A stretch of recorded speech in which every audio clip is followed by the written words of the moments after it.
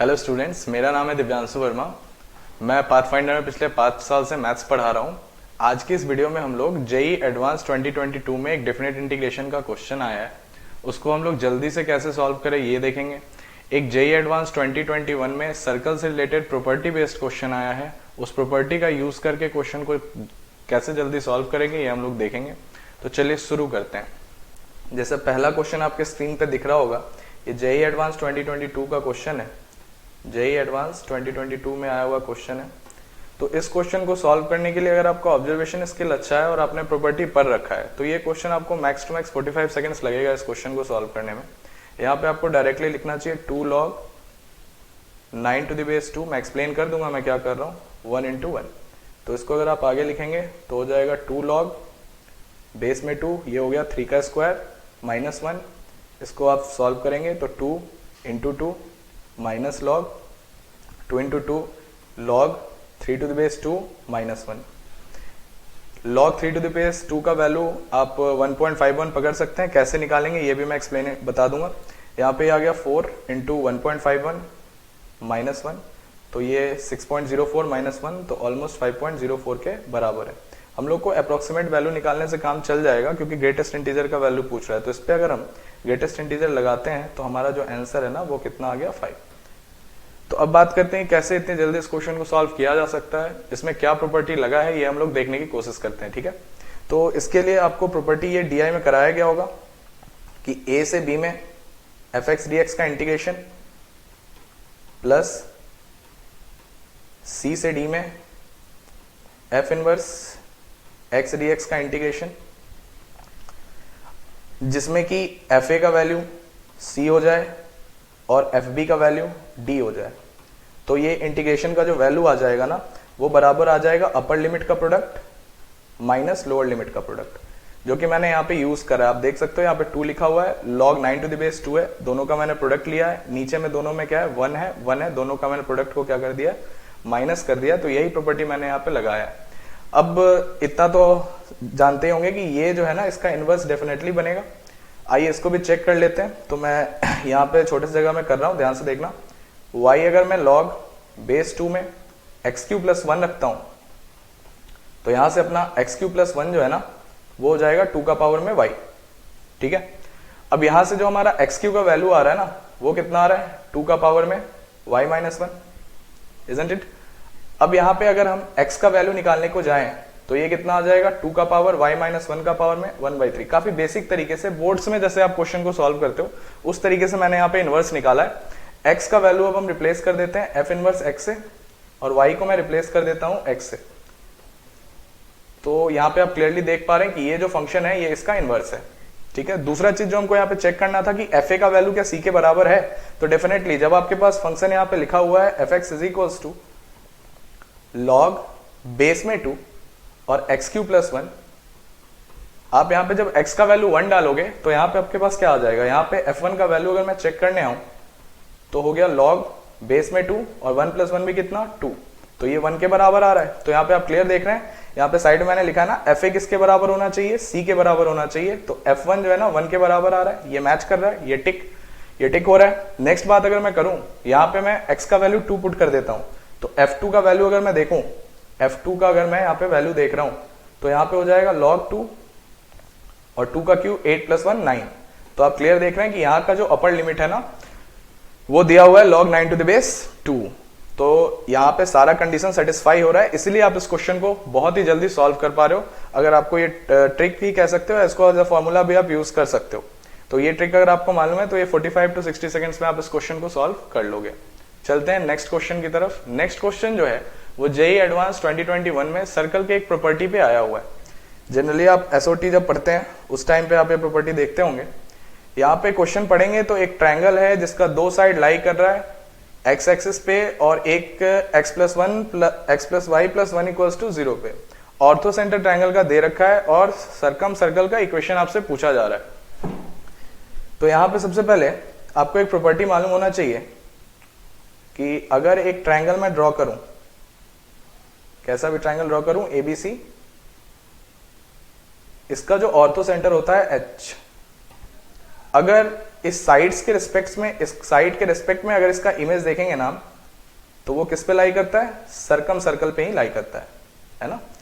Ortho centre, मैं फिर से प्रॉपर्टी बोल रहा हूं, किसी भी ट्रायंगल का ऑर्थो सेंटर का जो इमेज होता है साइड के रिस्पेक्ट में, जैसे बीसी के रिस्पेक्ट में देख रहा हूं तो एच का इमेज यहां पे बन जाएगा H1, ठीक है। एच का इमेज अगर मुझे एसी के रिस्पेक्ट में निकालना है तो यहां पे अपना इमेज बन जाएगा H2 पे, यहां पे H3 पे। तो हम लोगों को सर्कल का इक्वेशन निकालने के लिए 3 पॉइंट्स का नीड भी पड़ता है। तो यहां पे अगर हम इस फिगर में h का वैल्यू 1,1 डाल दें और एक लाइन अपना x एक्सिस का लाइन है, मतलब कि इसका इक्वेशन y बराबर 0 हो जाएगा। सेकेंड लाइन अगर हम करते हैं तो x plus y plus 1 equals to 0 हो गया, है ना। तो x एक्सिस के रिस्पेक्ट में इमेज निकालना तो बहुत ईजी है। अल्फा बीटा का जो इमेज आता है वो अल्फा कोमा माइनस बीटा पे आता है। तो 1 1 का जो इमेज बनेगा, मतलब कि h1 का जो कोऑर्डिनेट आ रहा है ना, वो आ गया अपने पास बहुत ही आसानी से 1,-1, ठीक है। अब बात करें एक बी पॉइंट, हम लोग और भी ज्यादा इजीली निकाल सकते हैं क्योंकि तीसरे साइड का इक्वेशन हमें मालूम नहीं है। तो बी पॉइंट का इक्वेशन निकालने के लिए हमें क्या करना होगा, इन दोनों लाइन के इक्वेशन को सॉल्व करना होगा। अब लाइन के इक्वेशन को सॉल्व करने में हम y का वैल्यू 0 पुट कर दें तो x का वैल्यू यहाँ पे -1 आ जाएगा। तो यहां से b का कोऑर्डिनेट भी हमारे पास बहुत ही इजीली आ गया -1,0, ठीक है। हालांकि जो ऑप्शन दिया हुआ है ना, आप इन्हीं 2 पॉइंट को पुट करेंगे तो सिर्फ ऑप्शन नंबर बी इसको सेटिस्फाई कर रहा है, तो वही अपना आंसर हो जाएगा। तो एग्जामिनेशन प्रेशर में हम लोग को दिमाग ऐसा चलाना पड़ता है कि इसका आंसर क्या हो जाएगा, बी हो जाएगा। फिर भी अगर आप इसको प्रॉपर अप्रोच से भी सॉल्व करना चाहते हैं तो अब आपके पास एक बात बच गया कि आप H3 का इमेज निकाल लो, सॉरी H का इमेज निकाल लो जो कि H3 पे बनेगा। तो इसके लिए हम H3 का कोऑर्डिनेट अल्फा कॉमा बीटा मानते हैं, ठीक है। H3 का कोऑर्डिनेट हमने क्या मान लिया, अल्फा कॉमा बीटा। इमेज का अगर मैं यहाँ पे फॉर्मूला लगाऊं तो मैं लिखूंगा alpha -1 divided by 1 is equals to beta -1 divided by 1 is equals to -2 times of x के जगह पे 1 पुट कर रहे हैं, y की जगह पे 1 पुट कर रहे हैं, एक और 1 इसने दे दिया है, ठीक है। Divided by a square plus b square, तो ये कितना हो जाना है, 2 हो जाना है। x का भी कोफिशिएंट 1 है और y का भी कोफिशिएंट इसमें कितना दे रखा है, 1 ही दे रखा है। तो दोनों का स्क्वायर करेंगे तो 2 हो जाएगा। अब ये 2 और ये 2 क्या हो गया, यहाँ से कैंसिल आउट हो गया। तो अपने पास 2 इक्वेशन आ गए। एक इक्वेशन आ गया अल्फा -1 का जो वैल्यू है ना वो -3 के बराबर हो रहा है, तो अल्फा का जो वैल्यू है ना वो हो जाएगा अपने पास कितना, -3 + 1 -2। सिमिलरली बीटा -1 का ही वैल्यू आप किसके बराबर करोगे, -3 के बराबर। तो बीटा का जो वैल्यू है ना वो कितना हो जाएगा, -2। मतलब इसका जो कोऑर्डिनेट हमें मिल रहा है ना वो कितना हो रहा है, -2, -2। अब आपके पास 3 पॉइंट्स है, तो 3 पॉइंट से आप इक्वेशन निकालने के लिए बोर्ड्स में भी आप लोग पढ़ते हो, बोर्ड जो सर्किल होता है बोर्ड के सिलेबस में, उसमें भी आप 3 पॉइंट से इक्वेशन निकालने का पढ़ते हो, ठीक है। लेकिन यहाँ पे एक और बात है, इसको सॉल्व करते वक्त हम एक चीज देख लेते हैं कि क्या यहाँ पे 90 डिग्री का कहीं पे फॉर्मेशन हो रहा है। तो 90 डिग्री का कहीं पे फॉर्मेशन हो रहा है कि नहीं हो रहा है, तो इसके लिए मैं नेक्स्ट पेज पे चलता हूँ। 3 पॉइंट जो मैं कंसिडर कर रहा हूँ जिससे मेरे सर्किल को पास कराना है।